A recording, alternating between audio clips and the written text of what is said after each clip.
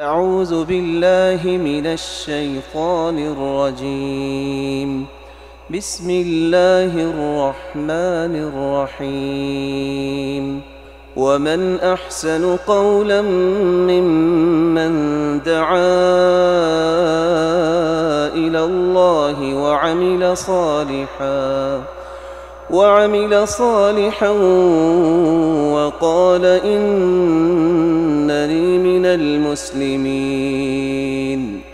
ولا تستوي الحسنة ولا السيئة، ادفع بالتي هي أحسن، فإذا الذي بينك وبينه عداوة كأنه ولي حميم. وما يلقاها إلا الذين صبروا وما يلقاها